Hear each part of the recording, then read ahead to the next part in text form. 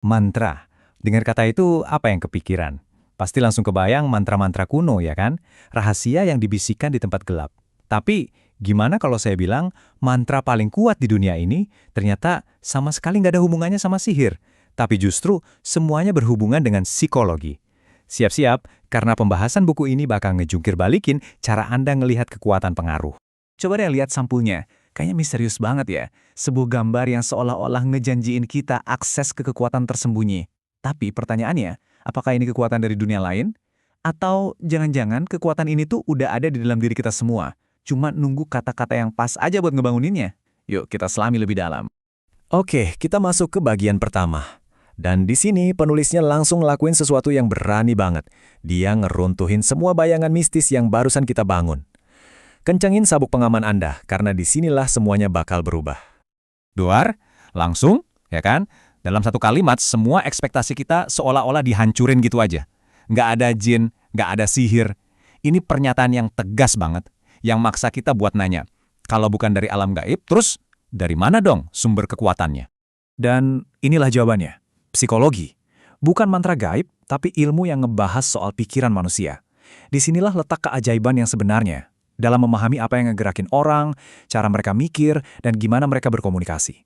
Dan yang paling keren, ini bukan bakat dari lahir loh, ini adalah skill, sebuah keahlian yang bisa dipelajari siapa aja.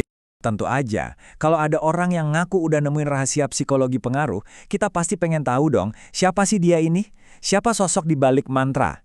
Yuk kita kenalan sama Deddy Corbuzier, sang mastermind yang mengubah seni ilusi jadi ilmu persuasi. Daripada saya ngomong, mending kita dengerin langsung dari orang-orang yang kenal dia, almarhum Harry Rosley. Langsung to the point, semuanya itu logika. Bukan sulap, bukan sihir, tapi murni pakai otak. Setiap gerakan, setiap kata, semuanya itu diperhitungkan dengan presisi. Berikutnya, dari Reinhard Casali. Beliau ngelihat sesuatu yang lebih dari sekedar trik panggung nih. Beliau ngomong soal membaca pikiran pasar. Coba deh bayangin. Ini tuh aplikasi prinsip yang sama, tapi skalanya bukan lagi ke satu orang, tapi ke masyarakat luas. Ini adalah pengaruh dalam skala massal. Dan Ilham Bintang, menurut saya, ngerangkum semuanya dengan sempurna. Bagi beliau, apa yang dilakuin Deddy itu kayak tarian antara dua dunia. Separuh seni, separuh sains. Kelihatannya pertunjukan spektakuler, tapi di baliknya ada mesin psikologi yang presisi banget. Jadi, siapa dia sebenarnya? Lupakan deh sebutan pesulap, anggap aja dia arsitek pikiran. Dia seorang mentalis profesional ya. Tapi lebih dari itu, dia seorang inovator, ahli strategi, dan yang paling penting, seorang pengamat sejati tentang sifat manusia. Jadi kekuatannya bukan dari buku mantra, tapi dari pemahaman. Nah, setelah kita kenal siapa pemandunya, sekarang waktunya kita ngintip isi tasnya. Buku mantra ini intinya ngajarin dua seni pengaruh yang dahsyat banget. Yuk kita bedah satu-satu. Jadi, seluruh filosofi buku ini tuh berdiri di atas dua pilar utama yang harus kerja bareng. Di satu sisi, ada yang namanya seni tipu daya linguistik. Ini soal apa yang kamu omongin. Di sisi lain, ada persepsi tubuh. Ini soal apa yang kamu lihat. Kalau cuma punya satu, nggak bakal lengkap. Inilah kunci buat benar-benar paham. Kita mulai dari bahasa ya.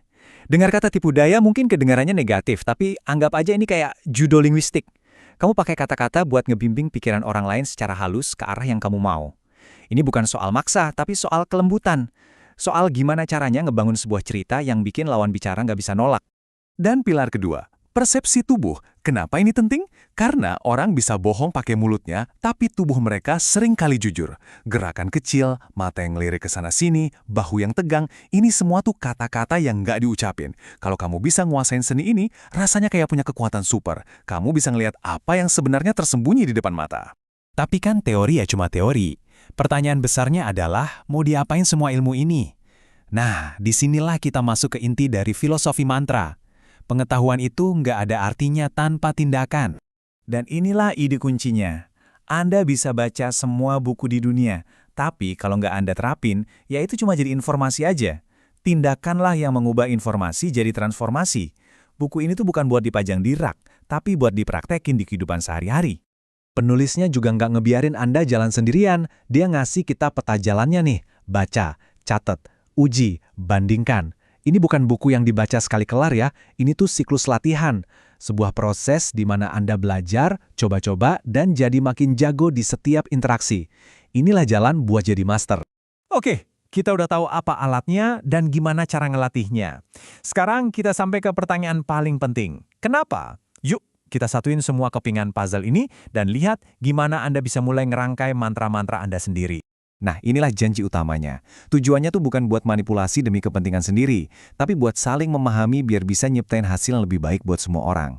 Intinya, gimana cara nyelarasin kata-kata dan tindakan Anda, biar Anda bisa nyampein apa yang Anda mau dan ngeraih tujuan Anda secara efektif. Kuncinya, cuma dengan menguasai seni komunikasi. Sebagai penutup, saya mau kasih satu pemikiran yang kuat banget. Buku ini seolah-olah ngasih tahu kita bahwa kita semua ini sebenarnya lagi ngerapal mantra setiap saat. Setiap kata yang kita ucapin ke diri sendiri, ke orang lain, itu semua ngebentuk realitas kita. Jadi pertanyaannya adalah, kalau kata-kata Anda itu adalah kuas yang lukis hidup Anda, mahakarya kayak apa yang lagi Anda ciptain? Mantra apa yang mau Anda tulis buat diri Anda sendiri mulai hari ini?